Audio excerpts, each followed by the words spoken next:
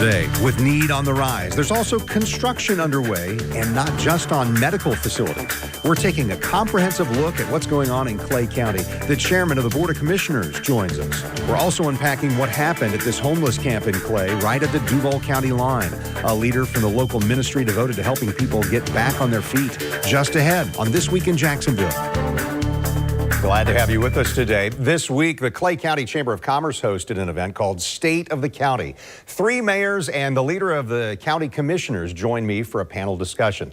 Joining us right now via Zoom, Clay County Chairman Wayne Bola. Chairman, thank you so much for participating today. So we're still dealing with the latest variant of the coronavirus. We're approaching 2 years since the pandemic began. How do things stand in the county economically and maybe specifically with healthcare as well? Well, Ken, it's been a challenge for us. We have a couple of different places it's affecting us right now. Our tourism was down last year, but now people are finally getting to the point where they want to get outside and shake a little bit. So things are starting to pick up here in 2021. As far as the economic impacts, our home construction, we had about 1,100 permits per month last year, and this year we're running just about over 2,000. So it's really been picking up, and the median home price here in Clay County is running at about increase of about 30%. So home values are up, and we're building like crazy. And I hear people talk about tourism as kind of an indicator, especially in Florida, where so many of our areas rely on that. Let me point specifically to that healthcare component. We've heard about it on a national basis. Have first responders and medical professionals in Clay been stressed to the breaking point by the pandemic and by those workforce shortages that we hear about? Well, we're at about 3% unemployment here in Clay. So everybody who wants a job pretty much has got one. I consider that full employment. We're not stretched. I wouldn't say we're stretched to the breaking point. We are challenged, however. One of the issues people didn't realize is when an ambulance goes into a hospital with a COVID patient, you got to sterilize or clean that ambulance out pretty darn good before you use it again, and that's been slowing us down somewhat. Good news is our hospitals are still all doing elective surgeries. We haven't had any issues there after the first wave hit us, and the governor asked us to shut that off. So the hospitals are up to speed. And as far as the workforce shortages, we've been working through that. We're having issues, but our people are stepping up. So that's a good thing. When we visited this past week for the Clay Chamber event there, the State of the County event, one of the things we talked about was growth. One of the areas of growth in Clay County has been healthcare. Last summer, for instance, we'll show you some video here, this groundbreaking ceremony for a medical office building in Orange Park, and then plans unveiled to break ground this spring for a freestanding ER in Clay County as well. So growth in population that affects the need for healthcare and other services. What will this mean to Clay County, and are there other projects like this in the pipeline? Well, we're glad to see the growth in the health business. The medical business here in Clay County is one of our leading industries, if you will, and we've had some great successes here lately. Orange Park Medical Center has just expanded by 318 beds, something in that range. We've got a new 60,000 square foot medical office center coming online through them, and coming soon we've got a new ER down in the southwest part of the county that's going to come online. So those are all great stuff that the Orange Park Medical Center is doing. Baptist Medical is also expanding. They've got a $230 million project in the works that's going to add 300,000 additional square feet to their facilities.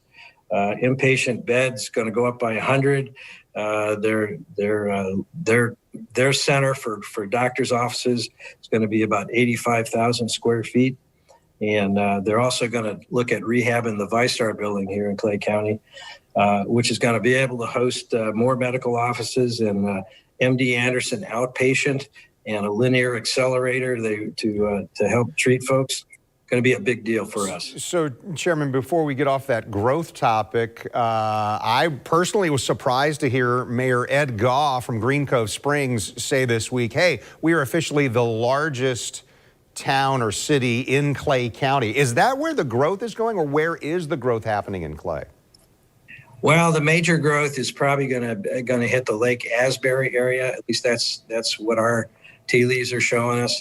And we kind of take a look at where the developers are asking for changes and building permits, and certainly that's one area.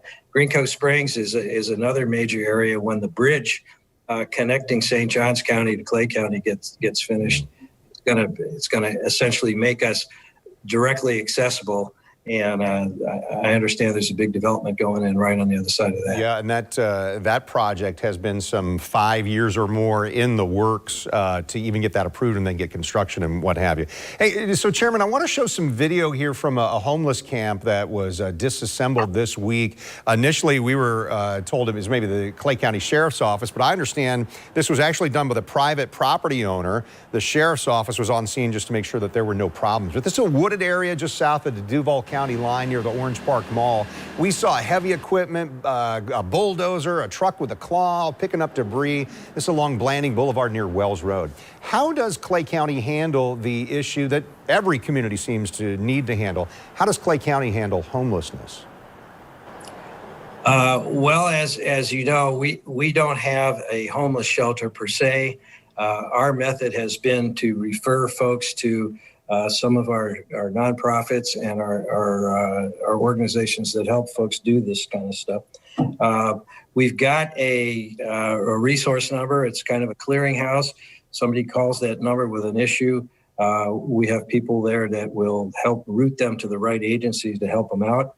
That number is 904-297-4052. And you'll get a clearinghouse, and they'll hook you up with one of our nonprofit organizations like the Way Free Medical Clinic, our Department of Health in Clay County, the Clay Behavioral Health, Clay Action Coalition, and Mercy Network.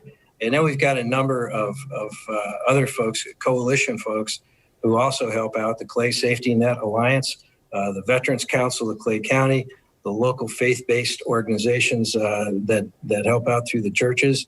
And we're all kind of pulling together to help the folks out. Yeah, so homeless shelter in the county or no, you're saying there are lots of resources for people out there. So Chairman Bullitt, stay with us, and then everybody, when we return, we're going to dive into a new topic here, the top legislative priorities for 2022 and what the chairman there sees as the biggest challenges in Clay County. That's next on This Week in Jacksonville.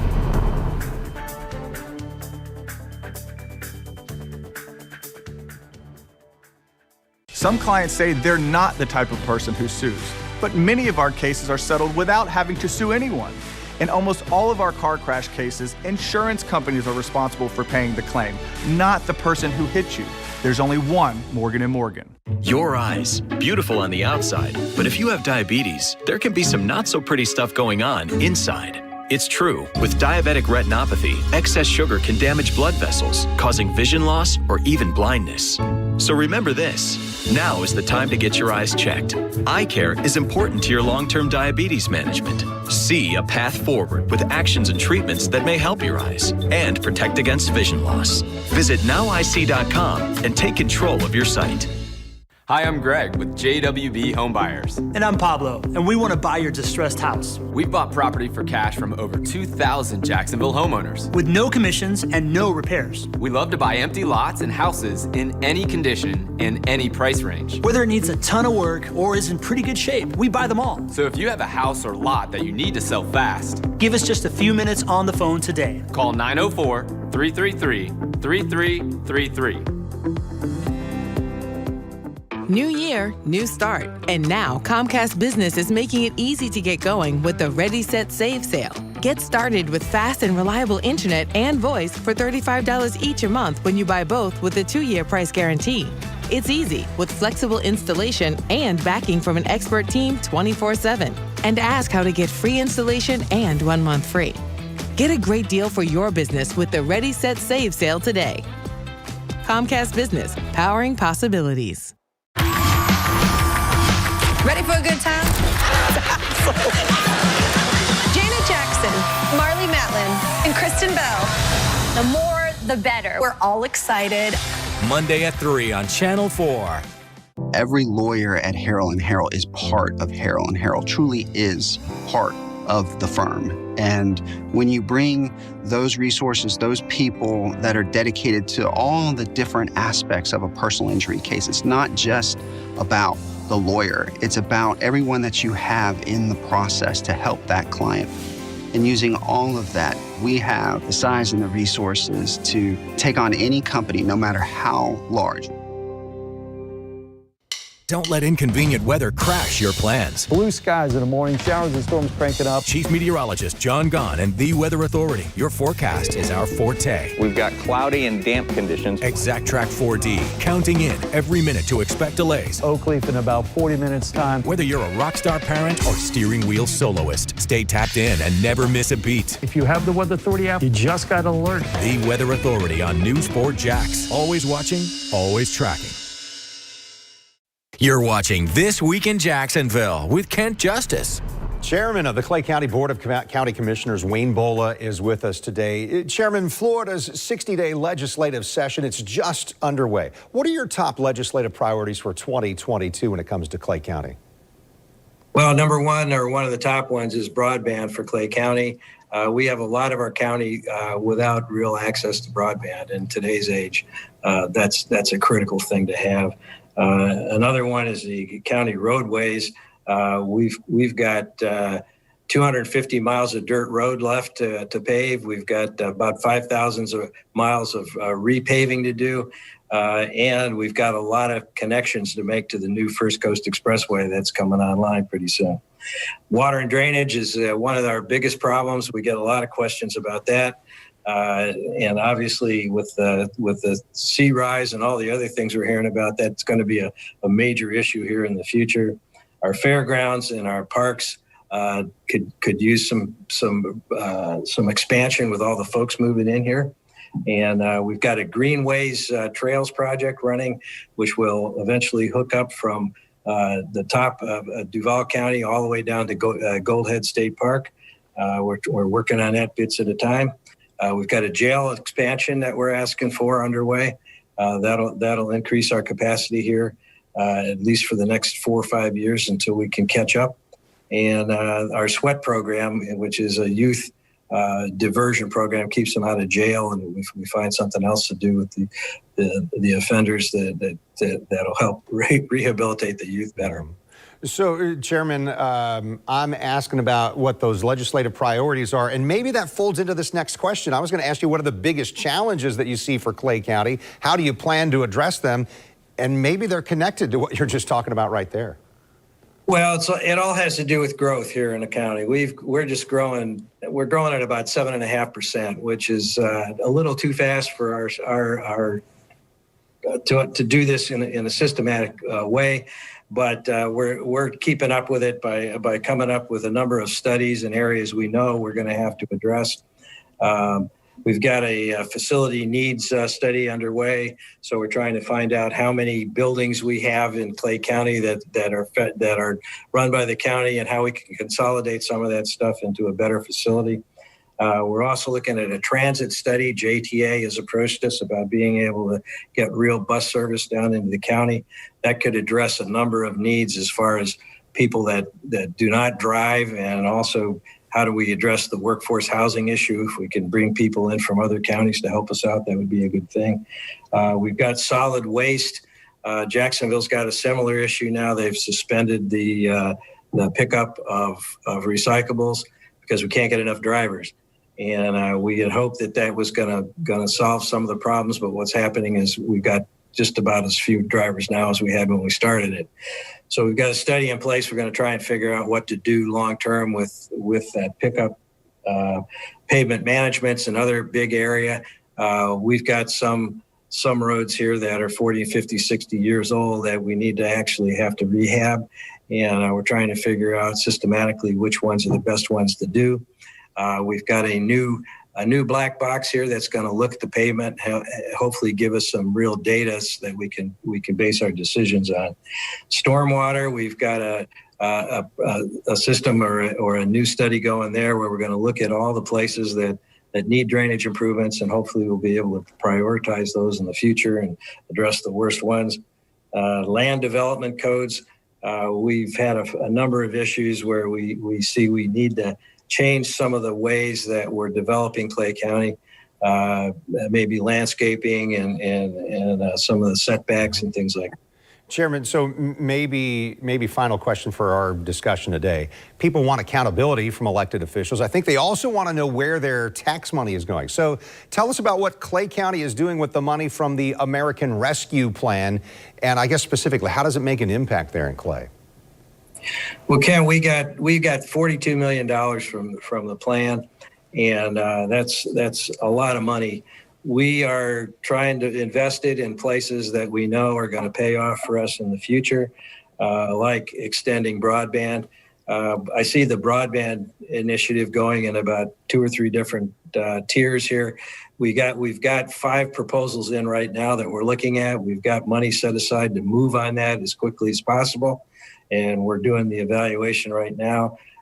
Number 1, we'd like to get broadband in every household in Clay County, and then maybe circle back and take a look at the quality of the broadband in some of our business areas, so we can actually enhance some growth here in the IT areas. Stormwater projects, we're investing in those. Our jail improvements, that's going to be a 10 and 20-year plan, so we'll be able to accommodate our needs in the future. New rescue units, we've bought a number of fire engines and ambulances.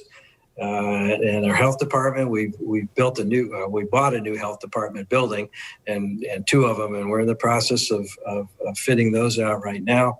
That's something we've been trying to get the state to pay for the last 10 years. And they've certainly stepped up to the bar for us in this pandemic. And so we're trying to make sure that in the future we have everything in place, hopefully not for the next pandemic, but for the future. Absolutely. Chairman Wayne Bola from Clay County Board of County Commissioners, we appreciate your time. Thanks so much today. Thank you, Ken. All right, so stay with us. And just ahead, we're going to hone in on a topic that we touched on briefly a moment ago, but it can be uncomfortable at times. Dr. Robert Cowie from Mercy Support Services, and why the ministry doesn't target the chronically homeless. Stay with us on This Week in Jacksonville.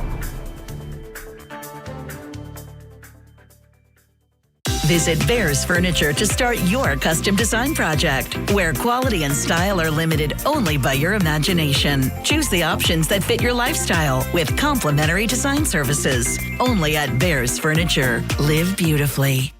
It's the weekend, and we know accidents can happen anytime. That's why we're here for you 24/7. Don't wait until Monday. Call Farah & Farah. If you didn't get the chance to stop by Channel 4 during our food drive, you can help Feeding Northeast Florida by donating online. Our virtual food drive is set up to resemble a grocery store where you can move products off the shelf and scan at the register. Look for the link on the Positively Jax page of news4jax.com.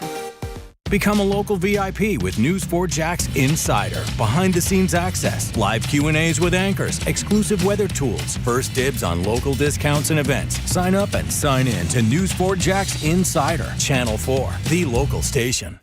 Wake up with Wendy's and get a free drink with any breakfast sandwich. Hot coffee or Diet Coke, free. Frosty Chino, that's cool and free. If it comes in a Wendy's cup, it's free when you buy a breakfast sandwich. Choose wisely. Choose Wendy's. Hello, I'm Mike Lindell, CEO of MyPillow. Cancel culture has not only affected myself and MyPillow, but also millions of you out there. My employees and I want to personally thank each and every one of you for all your support. At MyPillow, we have hundreds of products now, including my new slippers, bathrobes, sleepwear, and my new beds. We are offering the best products ever for the best prices ever. For example, we have the standard size MyPillows, regularly $69.98, now only $19.98 with your promo code.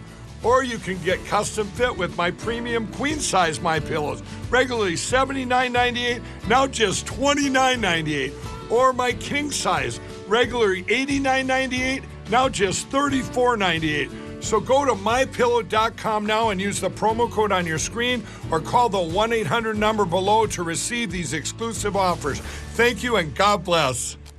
I'm John Morgan of Morgan & Morgan. 40% of Americans don't have $400 saved in case of an emergency. People are working harder and harder, but falling further and further behind.